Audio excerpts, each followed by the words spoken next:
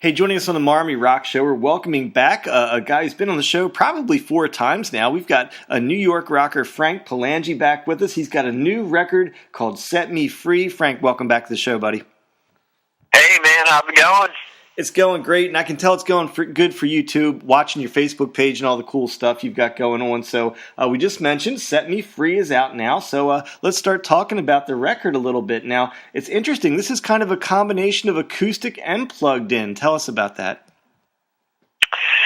The idea for the record kind of came from the single Break These Chains that came out 2 years ago, and from that song, I kind of decided more on a concept EP of where all the songs kind of had, in the same realm of the same meaning, that they're in the same universe. And I decided that, I wanted to make them all heavy. I know in the past I did some acoustic stuff, and I've kind of mixed things, but I kind of wanted it to, like a full record with what they used to, a concept album, if those exist anymore. But, in the form of an EP. And, it was a blast, but it was really hard because I had to mix the whole thing myself, and I kind of stepped into an arena of, something different this time than working with a producer and all that kind of stuff. I was going to ask you about that. So are they like re-recorded versions of some of the singles, or are they the original versions of the singles? You remix these? Are you talking about Set Me Free or the acoustic albums? About Set Me Free. Oh no, these are all brand new songs. Brian from Daughtry produced Break These Chains, which is on there as well, but the other ones are all brand new tracks. I mean, there are older versions of Rise and Live It Up, but it's not really released. It was just kind of like here's a bonus demo version type thing, and I wanted to do more of a, this is it type version. Now, you mentioned the idea of a concept album, so run with that a little bit. What is the concept? Tell us a little bit about the story there. I mean, it's all about overcoming challenge. It's all about, changing for the better, not letting people, drag you down, standing up for yourself. Each song kind of has this inner thing that you want to break out of, that you want to strive to be better, or to change something in your life. So it's, I write all positive rock music, and I wanted all the songs to kind of show that in a heavier way in this EP versus the last ones, which kind of went back and forth in a way. There's not all the same kind of concept, Now, we mentioned both acoustic and plugged in, and I know you still perform both live. Which one do you prefer and why? I don't know. I love both, but I love acoustic because it's just stripped down, and honestly, it's a lot less setup, and you have to worry about, all the sound issues and all that kind of stuff. You're just focused on worrying about your guitar and the sound and the audience, but then you have, the other stuff where you have that beat and stuff behind you, and it gets your blood flowing more. I guess some days it's just kind of the mood you're in, but I enjoy both. Now, there's some kind of, the artwork for the album's a little bit interesting. It's kind of a wild photographic, I don't know what you would call it, representation there. Tell us about the artwork for the record. Yeah, it's a little bit of a dark meets light, type thing of, you have kind of a light color on one side, I got the red colors on the middle, on the one side, and then, I'm kind of shrouded, and there's that shadow character in the middle. I think that's life, there's a bright side, there's a darker side, and then you got the shadow of, teetering from back and forth, and, like all those remember those old commercials and the cartoons where you got the angel and the devil on each side, one's talking to you, that was kind of a little bit of my idea. That's a pretty cool reference to it, and it's probably a good segue to this question. It was interesting. I didn't really think this through before, but I noticed you did the Vermont Christian Music Oktoberfest. I didn't know it was really like a genre you were too much crossing into. Is that a genre you play frequently? Not often. I can. when somebody asks, or I try when certain things are going on, but there's not a lot of that stuff as far as like the Christian rock festivals and events. There's a lot of Christian pop, Christian country, more like singer-songwriter stuff. But when it comes to doing the rock music and stuff, it's kind of pick and choose. There's not a lot of it, but all the songs, the messages and stuff are there, but it all kind of started a couple years ago with the song Hope, and then I kind of decided, you know what, I want to write this song as a Christian rock song because it has that meaning, it has that strong message, and then I kind of carried it over into a couple of the songs on this record, and hits out again here and there of that kind of stuff. It's kind of stems back from like my influences from Creed, kind of how they go and kind of play a middle ground a little bit. Back in August, you released a music video for Set Me Free. Tell us a little bit more about the making of that video and the meaning behind the video.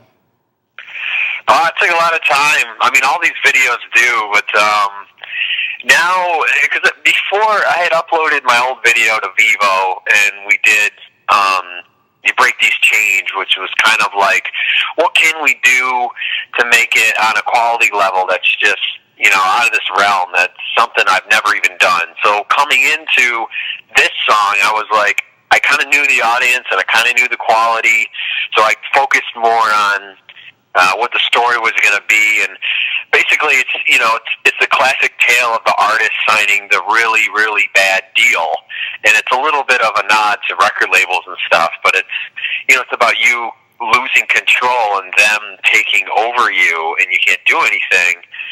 But in the video, it's like I'm struggling to come back to be that guy, like you see, in the video of me just kind of lounging around my home studio. Those are the good days versus, being drowned and, thrown against the wall, all that kind of stuff in the video. I don't think people understand the amount of work, like how much, talk about the time, like, so if they watch that video, like, from start to finish, I start, click, direct, go, and then we finish. How long does something like that take? It was actually, every video is a 2-day shoot. So that part, to shoot it, wasn't that long. It's the planning, and, you have to plan out all the things between the story, what shots you're going to get, even to, how are we going to edit this afterwards based off of what we think it's going to come out to be. And, you got to get the cast ready, you have to get a location, you got to spend time doing all that, and then you got to bring all your stuff there, and it's a lot. And you can make or break with the director and the editor that you use, and it was the same guy, Cameron Gallagher from Break These Chains, on this song. I wanted to bring him back because I was like, this dude's doing the best job that I've ever worked with from anybody. So I'm like, he's my kind of go-to guy now with his style and his vision. Now, I don't want to push you too fast because that was just August, but if you had another song floating around out there that you were thinking of for another music video, what would you do? What music video would you do next? And do you already have like a thought about what it might be like? I do. It's actually one that's not released yet. It's something that I might release next year. It's more of acoustic vocal strings type song as of right now, and I kind of viewed it as more of a mellower video. I've got this kind of unique idea to combine 3 different styles in one video. I've seen certain videos do kind of this one style and then this other style, but I've never seen it combined. There's an element of kind of live, like it being live, and an element of play, and an element of road footage, and then you got the traditional, a little bit of that, music video performance of you playing off to the camera and stuff. But there's a very unique idea I have and kind of vision, if I can get it done, for something like that. It would be different. It's hard to describe. You guys will find out. It's pretty cool in my mind. I draw really bad, but I did a really bad sketch on what it would look like. So I have that same problem. I visualize what I want something to look like. If only I had the ability to actually draw it, I could do some great work. But I know. I can't do that. There's no storyboard. That's another thing. All these videos is no storyboards. It's more like notes and then what it looks like in my head, and then talking to everybody about it. So I want to let folks know about live Frank Palangi music. If I looked it up right, I think you might have a show tomorrow. And what else is on your schedule live? I have a couple acoustic gigs round out the year. I mean, the winter gets kind of slow. I get back into recording, and I'll do some production work, like if somebody needs guitar on a track or local artist comes in, they want to, record some stuff, work on some songs, some like indie movie kind of scoring stuff. So I get in all that, and I kind of plan, my gigs and what I kind of want to do. I don't want to say next EP wise, but something, a single, a couple cover songs, stuff like that. So talking to cover songs, just thought the holiday season's coming up, and if you've already done one, I've known you for a couple years, so I'm embarrassed if I don't know this, but ever thought of doing a Christmas song as a single and releasing it? And if so, which one would you do? Ever since before I started recording, people are joking. They're like, "When are you gonna do the Palangi Christmas album, man?" Like, so what's on it? What's the theme? I don't know. I mean, I would say never, to be honest, but I really don't know. I'd have to.